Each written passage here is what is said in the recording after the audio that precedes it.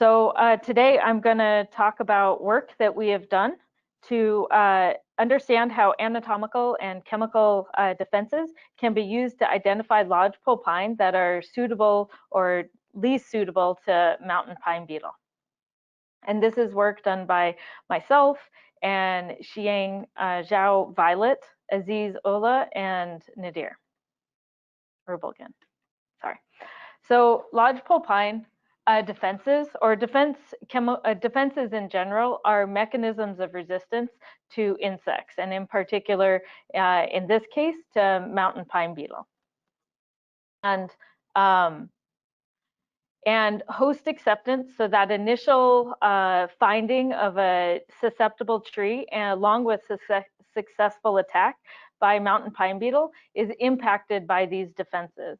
In the picture on the left, you can see an unsuccessful attack, and there are antefeedant chemicals associated with unsuccessful attack or unsuccessful host acceptance, so host rejection.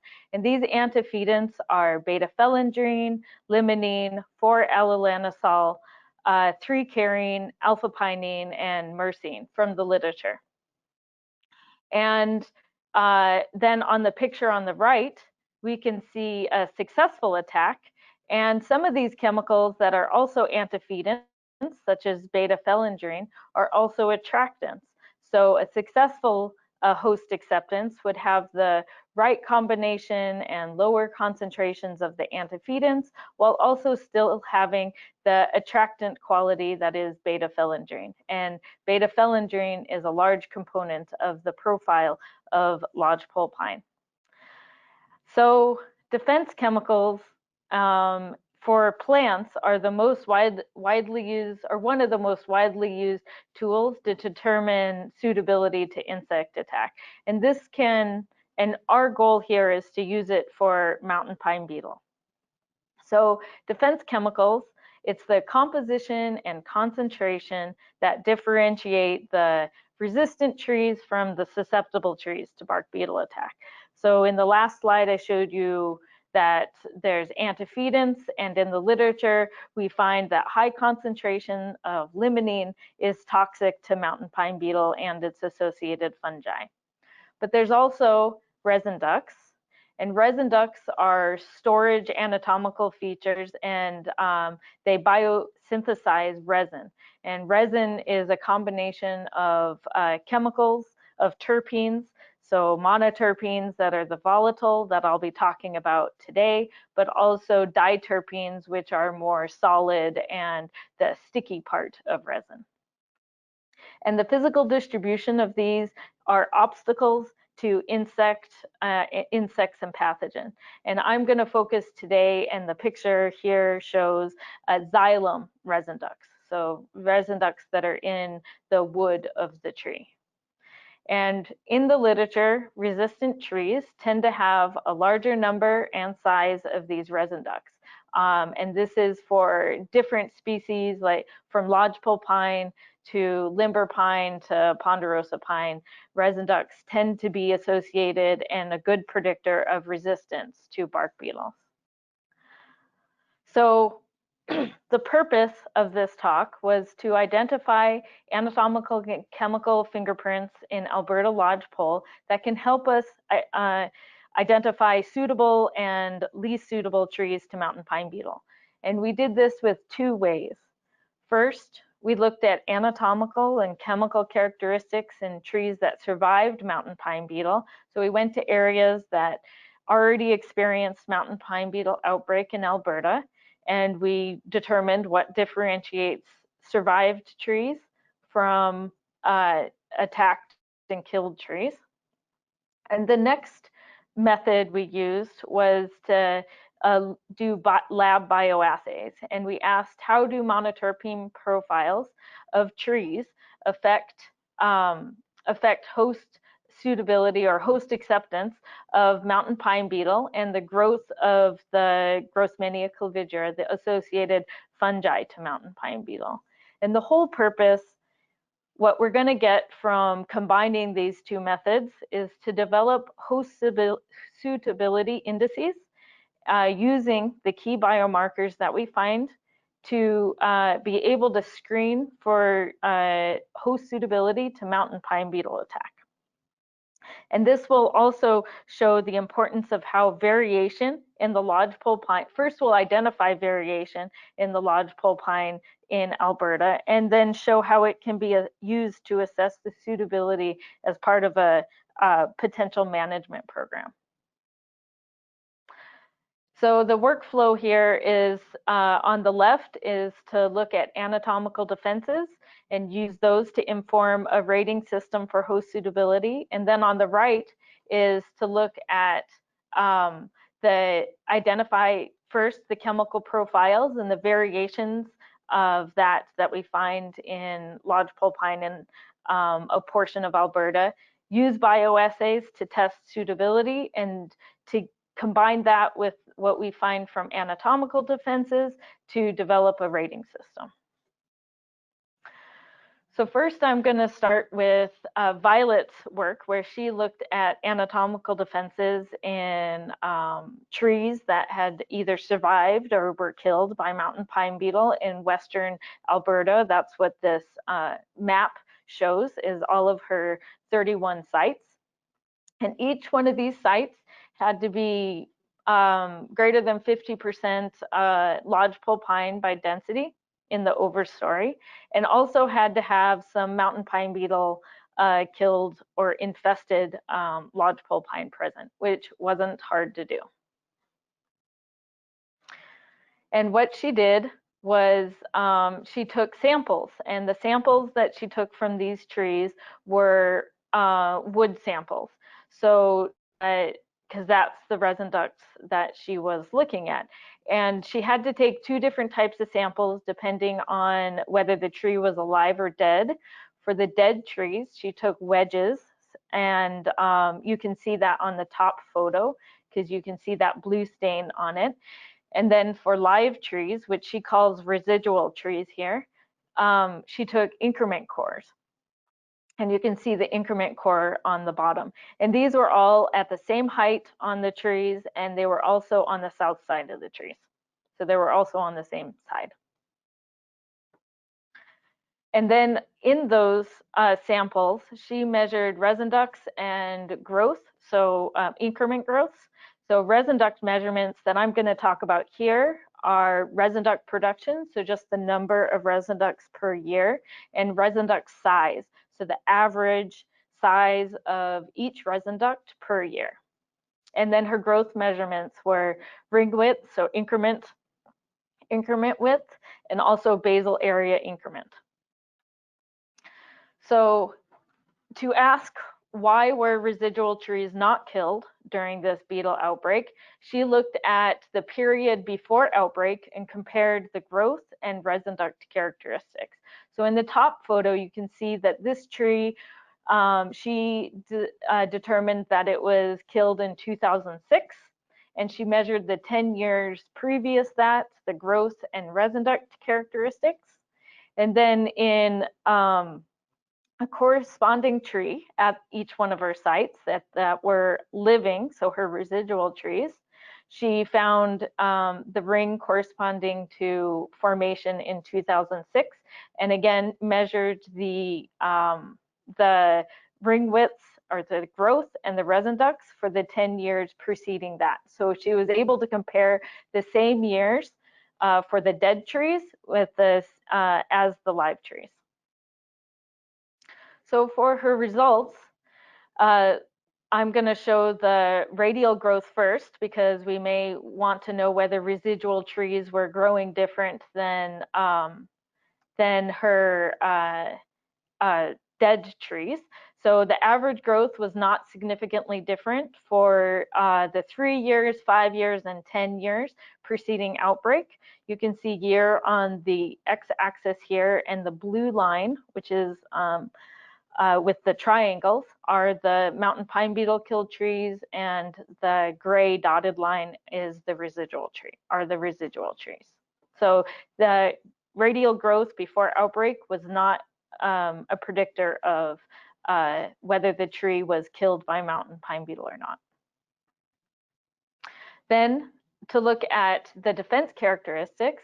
So for resin duct production, she found that in the killed trees, which again are the blue lines, mountain pine beetle killed trees, she found that the average resin duct production in those trees were about 120% greater than the residual trees, which is the gray line.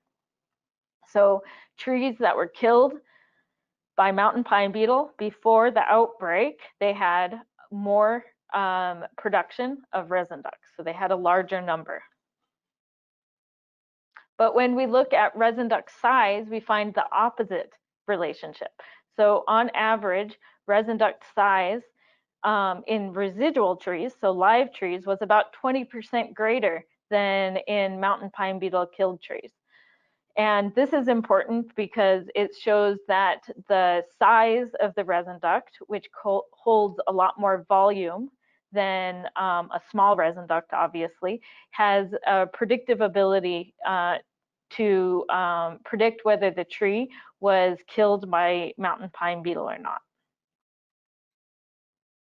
And she also found that resin duct characteristics, not ring width, were important estimates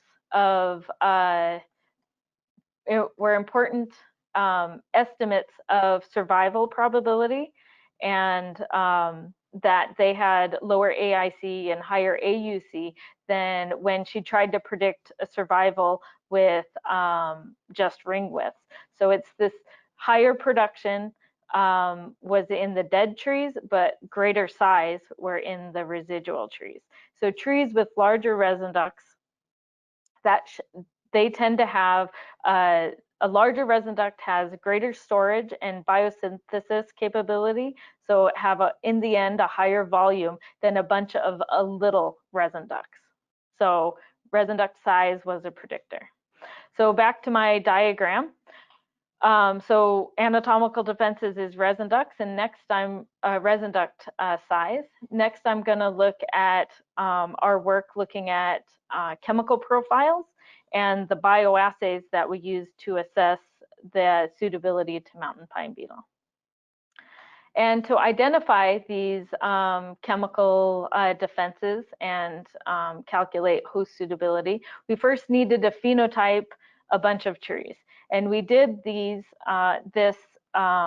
sampling in progeny trials that were in north central Alberta, pretty much the Whitecourt and Swan Hills areas.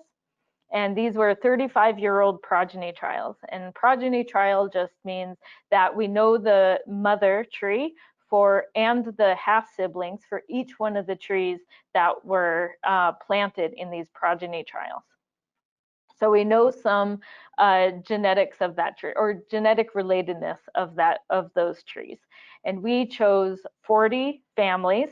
So a family means a bunch of individuals that are half siblings that share the same mother. So we chose 40 of those families in each one of these progeny trials and measured 10 half siblings for each one of those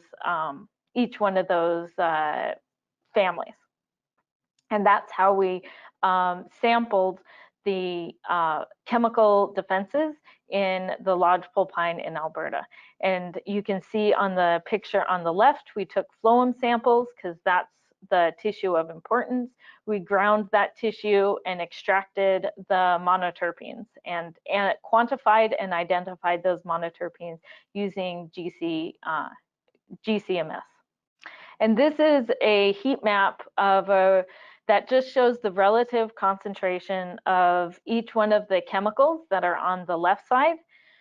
And it's only a portion of the families that we measured. And these are also family averages too, averaged over the 10 trees at one of the progeny trials. And I'm only showing these particular families because these are the ones that we use in the bioassays. And the reason why we didn't use all 40 is that's a lot of bioassays, and instead we did a cluster analysis to identify if families were grouped by profile. And we found that we had 4 clusters, and then within each one of those clusters, we picked the 5th 50th, and 90th percentile for total monoterpenes within each one of those clusters, and tested those with the bioassay methods I'll go over next. And you can see that darker indicates higher relative proportion or higher concentration, whereas the lighter boxes are the lower concentration. So each one of our families has a slightly different profile than each other for each one of the chemicals. And on the chemicals that are in red, you can see those are ones that from the literature have known antefeedant or known to be detrimental to mountain pine beetle. So if you just look at those, you can see that also, yes, the families and the clusters vary in the relative proportions of those. And what we did for the bioassays, when this is Aziz's work for his master's, is that we conducted bioassays on female adult mountain pine beetle and also fungal growth using Grossmannia clavigeria, 2 strains of Grossmannia clavigeria. And we did that to identify toxicity thresholds of these chemical profiles. For mountain pine beetle, he measured a number of characteristics, but he measured weight change. And for Grossmannia clavigeria, he measured growth. And the process for mountain pine beetle, the methods were that he took phloem and wood from lodgepole pine, autoclaved it so that, and freeze dried it so that it, I think he freeze dried it, so that all the chemical, no, he autoclaved it so all the chemicals were, the volatile chemicals that we're interested in were removed, and then he added that to agar. And this is a slurry that, that middle picture is a slurry of that agar before it's solidified. And while it was in that unsolidified form, he then added the synthetic monoterpenes at the proportion and concentration that were that represented those profiles I showed you in that last slide. And then when that solidified because of the agar, he added adult female mountain pine beetle, and over 2 days measured the gallery length, but importantly the weight change. And I'm going to focus on weight change as the variable of interest. And the similar methods were used for Grossmannia, except he, instead of using phloem and bark, he used malt extract agar and amended that with synthetic monoterpenes. So for the results of the mountain pine beetle bioassays, you can see on the x-axis there's our 2 controls, blank control and ethanol control. Ethanol control is just the solvent that he used to mix the monoterpenes with before he added that to each one of the agar slurries. And then you see each one of the family profiles or the families. And then this is just showing the weight change. And you can see that there are clear winners and losers for mountain pine beetle. So for example, the profile representing family 1799, the beetles performed really poorly. They did not make any galleries, and they actually lost weight on average, whereas some family profiles led to mountain pine beetle performing as well as the controls. And I forgot to mention this earlier, but the profiles that we tested in that previous slide, we did not include beta-phellandrine in that. And beta-phellandrine is pretty expensive to purchase, and it's also makes up more than 50% sometimes of the profiles. Therefore, we were not able to use that in the family profile bioassays. Instead, we did a dose response experiment with just beta-phellandrine alone, where we took low, medium, and high concentrations of beta-phellandrine, which represented the 5th percentile, 50th, and 95th percentile for the families. And did the same methodology, but just using beta-phellandrine, and saw how mountain pine beetle performed. And we found that at high and interestingly low concentrations of beta-phellandrine, that mountain pine beetle performed more poorly than the controls. So we know that beta-phellandrine is toxic to mountain pine beetle, at least by itself. So once we got these results, we were like, what chemicals differentiate the best performing families, i.e. low beetle performance, from the rest? So we categorized families or treatments that had good survival of mountain pine beetle from poor survival. And we found that the proportion of limonene was high in family profiles that had the worst performing mountain pine beetle. In fact, they were 2 times higher than families that had the families that had the worst performing mountain pine beetle had 2 times higher the proportion of limonene. And you can see in this random forest analysis that proportion limonene and proportion limonene of what I call negative or antefeedant monoterpenes came out as top for importance in describing the weight change, or the best performing versus the worst performing. And also for allelanosol, the concentration of limonene, and these all kind of make sense. And this is also supported by work done by Nadir and the lab, where they went out into the field and found trees that survived mountain pine beetle attack, or trees that were not attacked, and they measured the amount of monoterpenes that were in that phloem. And they found that trees that were resistant, i.e. attacked but survived that attack, as having much higher concentrations of limonene compared to non-attacked trees. And that was also true for allelanosol. So again, showing that limonene might be a good predictor of host suitability. And then we wanted to know, well, are there cutoffs to pine chemical biomarkers that determine host suitability? Could we put a ranking to this, to these profiles, and better understand them?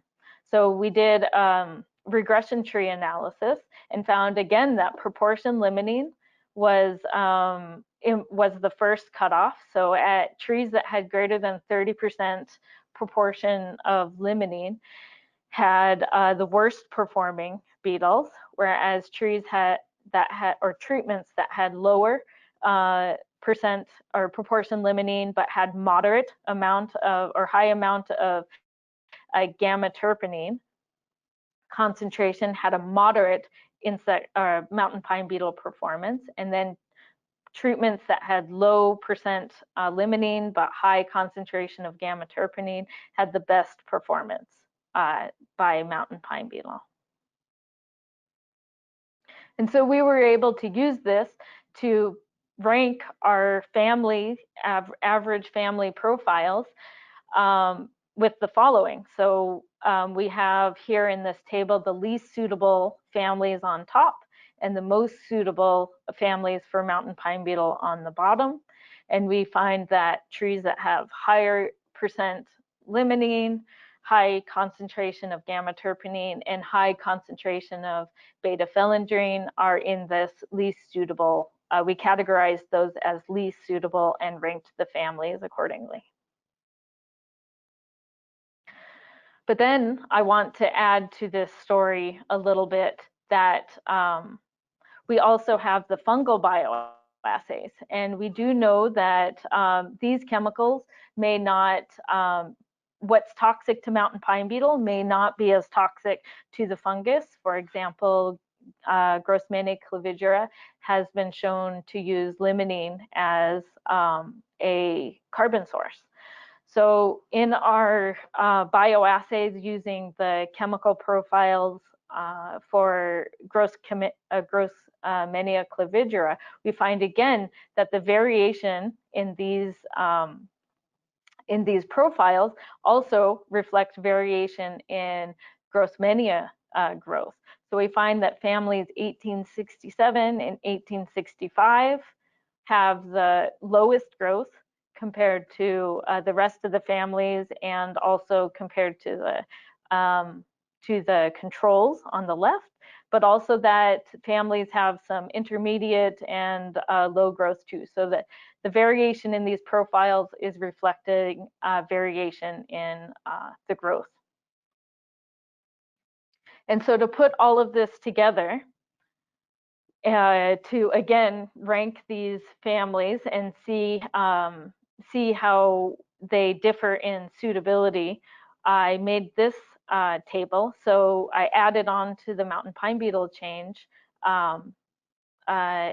table the Grossmania, and we find that in regression tree analyses that alpha pinene came out as an important predictor for fungal growth, along with camphene, and that was for one of our isolates, whereas the sum of the negative monoterpenes, so the limonene and the, I listed those previously in that first slide, those, the sum of those were associated with differentiating good growth and poor growth by another one of the other strain that we used. And that camphene was shared by both of those strains in differentiating good growth from bad growth. And we can find here that there's actually quite a complementarity of these chemical profiles, in that it did not change the family profile rankings. So again, the same families that were least suitable to mountain pine beetle tended to be the least suitable to Grossmania clavigerata, even though the chemicals that differentiate that were a little different. And then to make this simple, and this is for the group that we're in, that's called Res4, where they are looking at next generation sort of technology. So using genomics as part of tree breeding, I wanted to make an easy suitability ranking so that they could use that as part of, as a trait to use in tree breeding. I made this ranking that just goes least suitable are trees that have a high proportion of limonene, and then all the way down to the most suitable that are low in beta-phellandrine, gamma-terpenine, and limonene. So we were able to make this ranking, and we were able to apply it to the program that is looking at adding genomics into tree breeding as part of a management strategy. And I also have a plus here on this slide, because including Violet's work, we found that resin duct size was also a good predictor and ranking system for at least a continuous variable to look at suitability to mountain pine beetle. And so here, I'm just asking whether there's a relationship between the suitability ranking and resin duct sizes in the trees that we sampled. The trees that we sampled for chemistry, we also took anatomical work variables from. And this is important because we wanted to make sure that there is not a trade-off between the chemical defenses and the anatomical defenses. And we found that resin duct size is, yes, it's related to the suitability ranking, but it's not necessarily a trade-off. So trees that were high in the suitability ranking, so or trees that were the least suitable to mountain pine beetle, so the 1s and 2s, had the moderate-sized resin duct size, while trees in the lower ranking, most suitable to mountain pine beetle, had a little bit higher resin duct size and a low resin duct size. But in general, like, we did not find a trade-off. And in fact, when we did correlations, we found that resin duct size and most of the monoterpenes that are antefeedant or are detrimental to mountain pine beetle had positive relationship or positive correlations. So resin duct size was positively correlated with those mountain pine beetle. And we also found that they were also genetically positively correlated, resin duct size and limonene. So there is not, or there, at least in the trees that we sampled as part of this progeny trial project, we did not find a negative relationship between resin duct size and this host suitability ranking based on chemistry or the chemistry itself. So that's good from the point of view of using this as part of a management technique to identify trees that are most suitable and identify the genetic, how genetic relatedness can be used to be part of a breeding program. So what we found from this work is that multiple defenses and chemical profiles are important, and that it's not necessarily just going to be the chemistry, but we can also look at the anatomy, anatomical defenses in determining what is a suitable host and not suitable host for mountain pine beetle. And importantly, we did find some complementary responses to monoterpenes by mountain pine beetle and the fungi. And that's important because it's a complex of these that is needed for a successful attack of a tree, and not just a single. And then we also show in this work that with the Res4 work and which is the chemical work, and Violet's anatomical work, that there is available variation in both of these defenses in the sampled populations in lodgepole pine in northern and western Alberta.